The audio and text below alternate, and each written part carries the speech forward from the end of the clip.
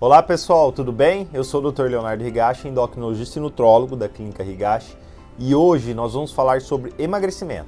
Então vem comigo!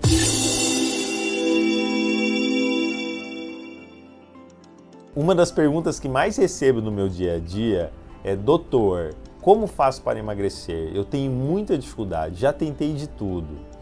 Então eu resolvi gravar esse vídeo para vocês falando sobre 10 passos importantes que, na minha visão de especialista, acho importante para quem busca um emagrecimento saudável. Primeiro ponto importante é o que leva uma pessoa a engordar. Logicamente, o excesso de peso é uma condição multifatorial. Eu já mostrei esse slide inúmeras vezes em palestras minhas e vídeos, mostrando que existe sim uma tendência genética de excesso de peso associado a inúmeros fatores que fazem a pessoa engordar, como falta de exercício, alimentação inadequada, distúrbio dos hormônios, existem fatores psicológicos, de flora intestinal e até mesmo de medicamentos. Então, o primeiro ponto que eu queria falar com vocês é a respeito sobre déficit calórico. Não há dúvida que o mais importante para emagrecer é a alimentação. Não importa qual dieta que você faça, o mais importante é você fazer um déficit de energia. Ou seja, se você gasta 2.000 calorias, não adianta você consumir 2.000 calorias. Você não vai sair do lugar. Você sempre tem que fazer um déficit energético. Independente da dieta, se a dieta ela for baixa em carboidrato, baixa em gordura, paleolítica, mediterrânea, porém os estudos já mostraram que numa mesma dieta, com a mesma caloria, uma dieta mais baixa em carboidrato é que melhor responde, como esse estudo mostrou, principalmente nos primeiros 6 meses de tratamento. Depois, a tendência a longo prazo é diminuir essa diferença entre as dietas convencionais, mas o importante, com certeza, é o déficit energético. E para eu saber, então, quanto de déficit energético uma pessoa precisa, o ideal é fazer uma avaliação, pelo menos de uma composição corporal, que pode ser feito através de um exame chamado de bioimpedância, e mais precisamente, para eu saber quanto de energia que a pessoa gasta, ela pode fazer um exame chamado de calorimetria, que é um exame que mede, através do consumo de oxigênio e o consumo do gás carbônico, quanto de energia e qual o metabolismo basal da pessoa, ou seja, quanto que ela gasta de energia. Lembrando que quanto maior o déficit calórico, maior é a perda de peso. Porém, também, quanto maior o déficit calórico, maior é a chance, a possibilidade de você também perder massa muscular, o que também acaba tendo uma influência no seu metabolismo. Então, o ideal é você fazer uma avaliação precisa e saber se você é uma pessoa que tem bastante músculo ou pouco músculo, assim podendo determinar o quanto de déficit calórico essa pessoa precisa para ter resultados, então, melhores e duradouros. Falando em déficit calórico, um dos grandes vilões com certeza são as bebidas alcoólicas, o que acaba impedindo que você tenha esse déficit de maneira significativa. Então, tomar cuidado com bebidas alcoólicas. Por exemplo, uma cerveja tem quase 150 calorias. Se você toma 3 cervejas, você tomou 500 calorias somente em cerveja. Isso acaba dificultando muito o seu emagrecimento. Segundo ponto importante é a prática regular de atividade física. Não há dúvidas que o exercício é importante para a saúde e para o emagrecimento.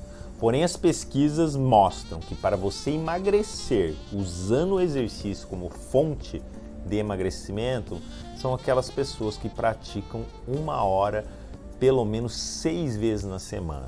Agora, se você tem pouco tempo de realizar atividade física, vocês têm que aprender a treinar de maneira intensa, né? Os estudos mostram que um treino HIIT, que é o High Intense Interval Training, você consegue a mesma efetividade de emagrecimento que o treino moderado com 40% de tempo menor, que é uma saída para aquelas pessoas que não têm muito tempo para fazer atividade física e assim também obtendo bons resultados. Outra estratégia interessante para otimizar o exercício como forma de emagrecimento é praticar o exercício em jejum.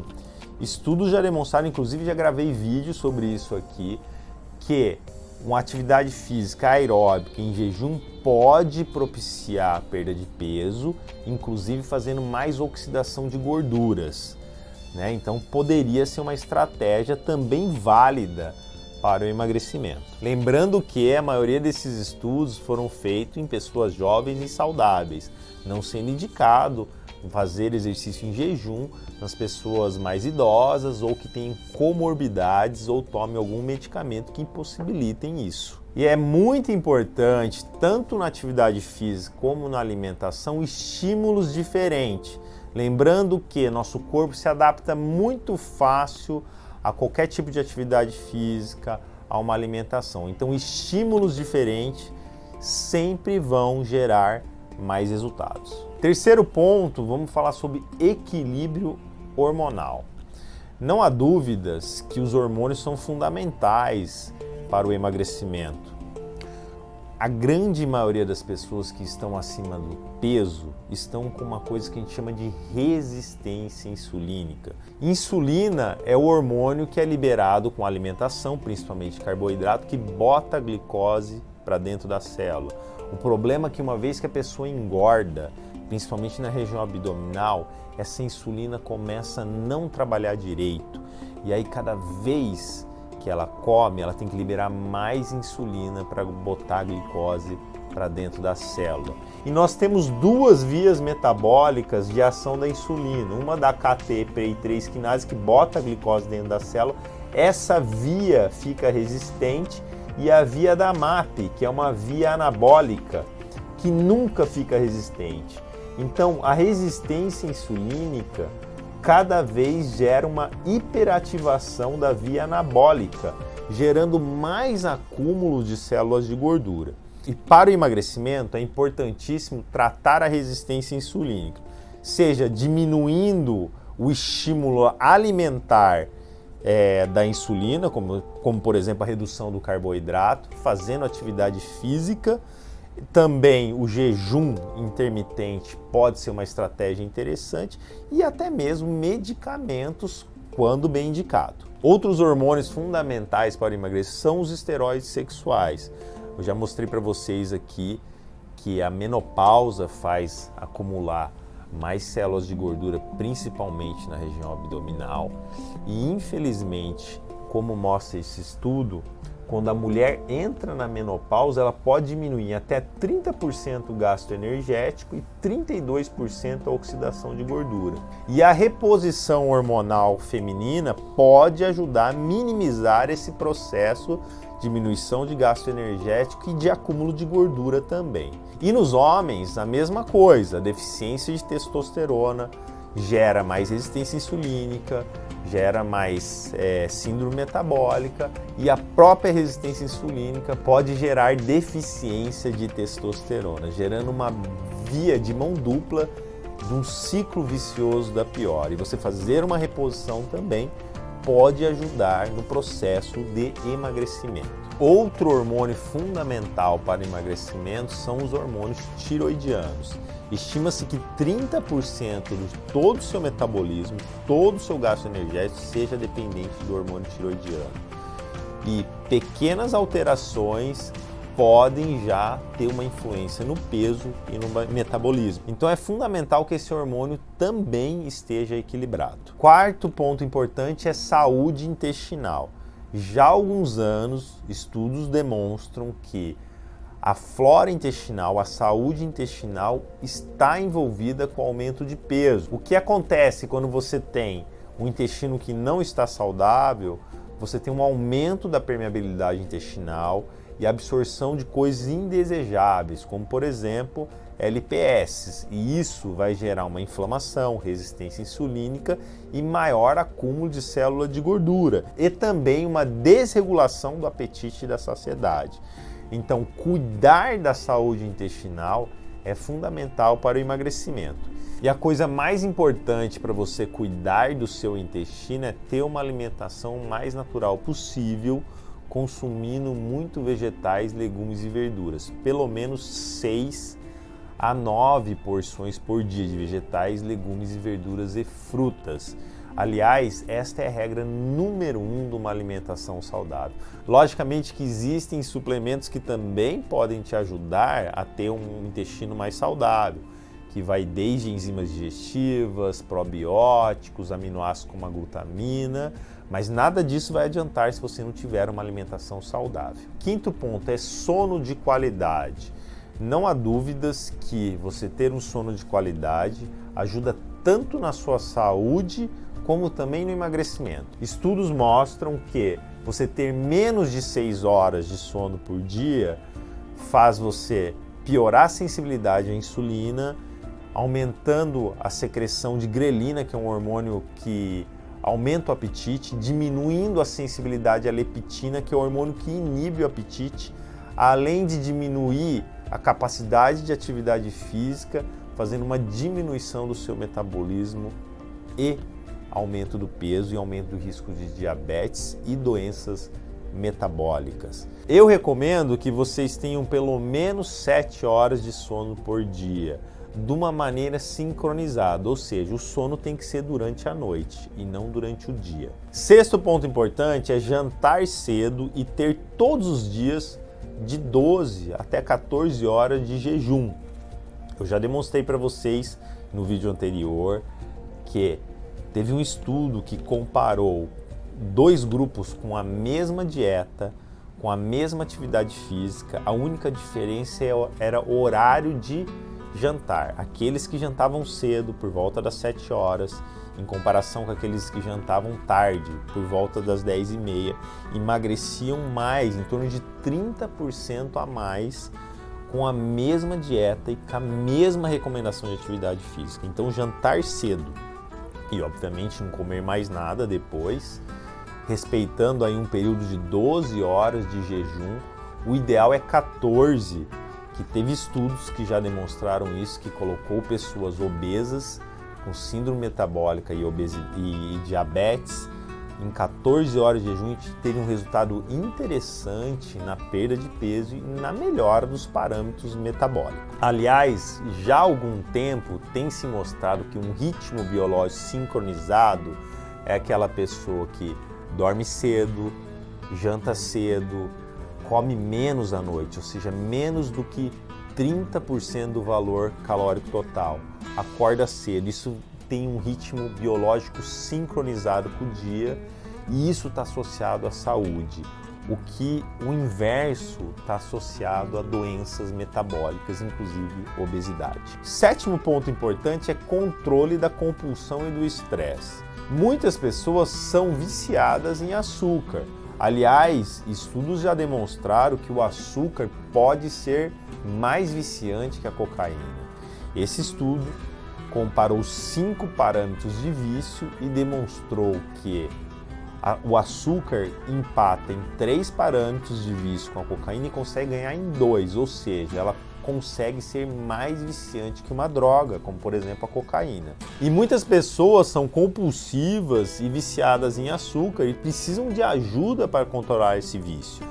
Essa ajuda pode ser desde medicamentosa, com suplemento, com terapia, com tratamentos específicos, porque é muito difícil uma pessoa conseguir emagrecer consumindo grandes quantidades de açúcar. Outra questão importante é o controle do estresse, que hoje em dia está muito frequente, que ele altera o eixo hipotálamo, hipófise adrenal, que faz também a busca por comfort foods, ou seja, alimentos que confortam, rico em carboidratos, que também podem prejudicar o emagrecimento. O oitavo ponto importante é a respeito das toxinas ambientais. Talvez seja o mais difícil de se botar em prática no dia a dia. Nós sabemos que tem várias substâncias tóxicas que estão no nosso dia a dia, como plásticos, conservantes, agrotóxicos, metais pesados, que fazem disrupção do seu sistema hormonal, ajudando ao acúmulo de células de gordura. E para você evitar isso, você tem que ter uma vida limpa, uma vida saudável, uma vida natural, com menos industrializados, comendo comida o mais natural possível e se preocupando com o uso desses cosméticos, desses plásticos, desses enlatados.